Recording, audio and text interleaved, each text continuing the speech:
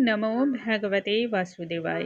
नमस्कार दोस्तों, आज के इस वीडियो में हम बात करने वाले हैं इंदिरा एकादशी व्रत के बारे में। साल 2024 में इंदिरा एकादशी का व्रत कब किया जाएगा, दिन वार तिथि क्या होगी, पूजा का मुहूर्त क्या रहने वाला है, पारण का मुहूर्त क्या रहेगा, पारण हमें किस प्रकार से करना है, एकादशी का नियम हम किस प्रकार से पालन करेंगे और इस एकादशी को करने से हमें कौन से पुण्य फल की प्राप्ति होती है, वह सभी चीज़ें आज की इस वीडियो में हम जानेंगे।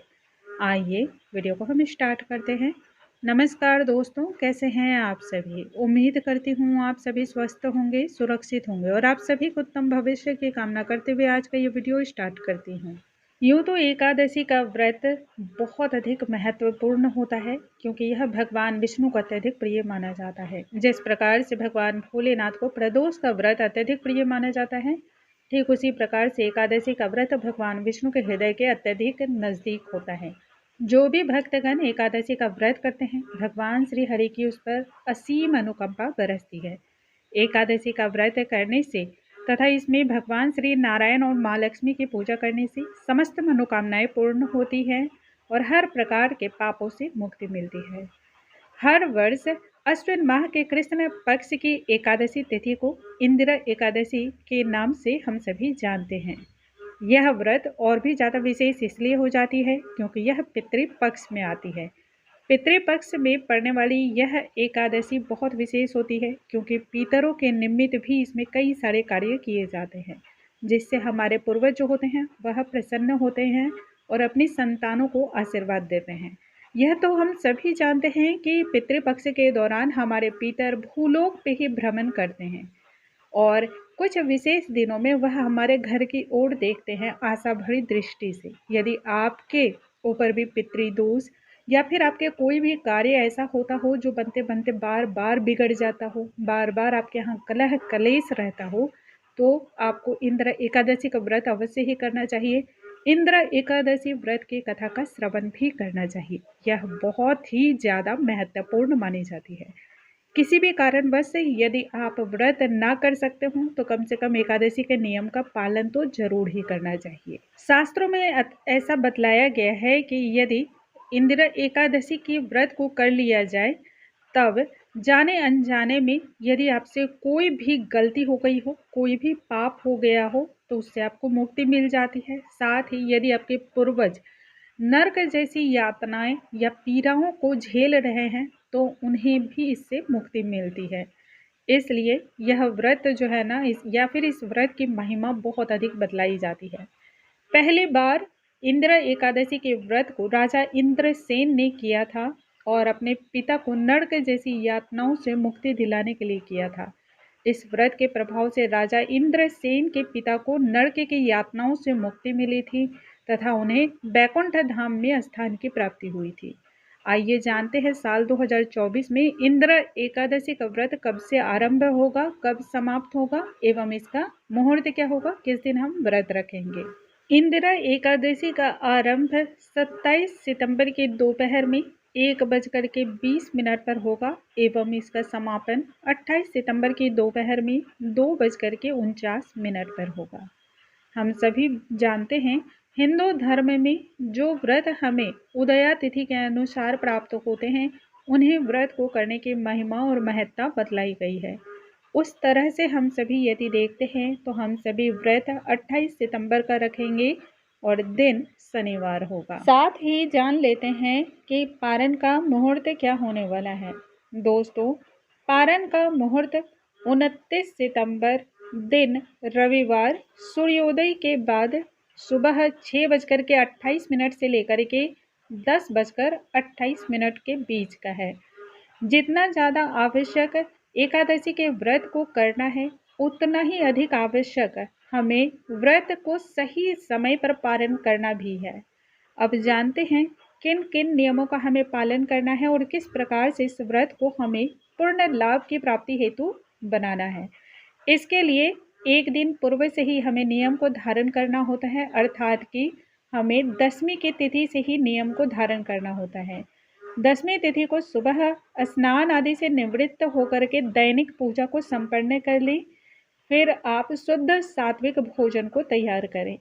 इस दिन हमें याद रखना है कि बैंगन, मूली, शलजम, गोभी, साग, लहसुन, प्याज, मांस, मदिरा, उड़द की दाल, मसूर की दाल या इस प्रकार के जितने भी तामसिक भोजन होते हैं, इनका त्याग करना चाहिए। इस दिन इन चीज़ों को ग्रहण करना निषेध बतलाया गया है। संध्याकालीन के बाद 10वीं तिथि को भोजन या अन्न का सेवन करना मना किया गया है। यदि आपका स्वास्थ्य सही नहीं रहता है, तब ऐसे में आप संध्याकालीन के बाद दूध, दही, मखाना, बादाम या फिर चाय, शरबत वगैरह ले सकते हैं। अब एकादशी के दिन सुबह ब्रह्म मुहूर्त में उठने की कोशिश तो ज़रूर करें। यदि नहीं उठ पाते हों तो जितना जल्द हो सके उस समय आप ज़रूर उठ जाएं। भगवान श्री नारायण का ध्यान करते हुए नित्य क्रिया से निवृत्त हो जाएं। अपने घर के मुख्य द्वार पर स्वास्थ्य का निर्माण करें तथा घर के चारों ओर गंगा जल या पवित्र नदी का छिड़काव करें। भगवान सूर्य नारायण को जल अर्पण करें क्योंकि वह प्रत्यक्ष देवता माने जाते हैं। तत्पश्चात घर के मंदिर में तिल के तेल का या फिर घी का दीपक प्रज्वलित करें और सबसे पहले व्रत का संकल्प लें। किसी भी पूजा की पूर्णता के लिए व्रत का संकल्प लेना बहुत ज़्यादा ज़रूरी होता है और जिस आसन पर बैठ करके आप पूजा कर रहे हों, उस आसन की पूजा करना भी उतना ही आवश्यक होता है। इसलिए इन कार्यों को नज़रअंदाज बिल्कुल ना करें। अब इसके बाद भगवान श्री नारायण को स्नान कराना चाहिए विभिन्न प्रकार से। यदि आपके पास फोटो का फ्रेम है तो उसमें जल के छींटे लगा लें और यदि आपके पास प्रतिमा है तो गंगा जल, दूध, दही, शक्कर, शहद, पंचामृत, शंख में दूध भर के, शंख में आपको तुलसी का दल डाल करके जल भर करके इस प्रकार से भगवान श्री नारायण को स्नान कराएं। भगवान श्री नारायण को फिर वस्त्र समर्पण करें। वस्त्र के रूप में पीला वस्त्र विशेष तौर पे अर्पण किया जाता है। यदि पीला ना हो तब आप कलावा भी वस्त्र के रूप में उन्हें अर्पण कर सकते हैं क्योंकि भगवान आपकी भक्ति के भाव के भूखे होते हैं। तो आप जो भी प्रेम पूर्वक उन्हें अर्पण करते हैं, सहर्ष ही वह स्वीकार करते हैं। मस्तक पर पीला चंदन, अष्टगंध चंदन का तिलक लगाना चाहिए। मस्तक पर जो व्यक्ति भगवान श्री हरि के तुलसी का दल रख देता है, कहते हैं उसके 7 जन्मों तक के पाप नष्ट हो जाते हैं एवं 7 कुल तक का उद्धार होता है। इस दिन स्वामी नारायण को इत्र की सेवा देनी चाहिए। याद रखें दोस्तों, यदि आपके पास स्वामी नारायण की प्रतिमा ना हो तब ऐसे में आप लड्डू गोपाल की भी सेवा कर सकते हैं। भोग में आप ऋतु फल या फिर पीले मिष्टान वगैरह का भोग लगाएं। आंवले का भोग लगा सकते हैं। आप जिस भी चीज़ का भोग लगाएं उसमें तुलसी का दल अवश्य ही रखें। याद रखें, तुलसी का दल एकादशी के दिन आपको नहीं तोड़ना है। तुलसी का दल एकादशी के एक दिन पहले ही आप तोड़ करके रख लें। इस दिन भगवान श्री नारायण को तुलसी की मंजरियाँ अर्पण करना बहुत ही ज़्यादा आपको लाभ की प्राप्ति कराने वाला होता है। स्वामी नारायण को धूप दीप अर्पण करें, अष्टगंध अर्पण करें, हाथों में पुष्प लेकर के एकादशी की व्रत का कथा का श्रवण करें। कथा की समाप्ति के पश्चात हाथों के पुष्प को स्वामी नारायण के चरणों में छोड़ दें और फिर किसी भी एक मंत्र का जाप कम से कम 108 बार अवश्य ही करनी चाहिए। या तो ओम नमो भगवते वासुदेवाय, ओम कृष्णाय नमः, ओम विष्णवे नमः, जो आपकी श्रद्धा में या फिर जो आपको बहुत ही आसानी से लगे कि आप मंत्र का जाप कर सकते हैं, 108 मंत्र का जाप करें। अंत में आरती करें और फिर क्षमा याचना करें। इस प्रकार से एकादशी के व्रत को पूर्ण करें। दूसरे दिन पारण से पूर्व दान अवश्य ही करना चाहिए। पारण से पूर्व आपको 2 कार्य अवश्य ही करने। एक तो सूर्य नारायण की पूजा करें, दूसरा भगवान की पूजा करें। भोग में आप वही चीज़ें अर्पण करें जिनसे आप पारण कर सकते हो। पारण से पूर्व ही आपको यथा योग्य ब्राह्मण को दान देना चाहिए। बहुत सारे लोगों को यह भी प्रश्न है कि हमें आसानी से ब्राह्मण नहीं मिल पाते हैं। ऐसे में दक्षिणा निकाल करके आप रख दें और जब आपको सुविधा हो तब आप ब्राह्मण को दान दे सकते हैं।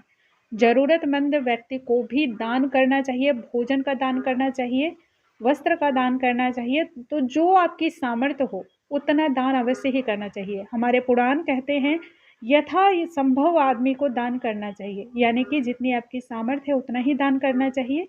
ऐसा बिल्कुल ना करें कि आप में सामर्थ्य ना हो फिर भी आपने कर्ज लेकर के दान दिया हो तो वह दान व्यर्थ हो जाता है। इस प्रकार से दान करें और फिर पारण करें।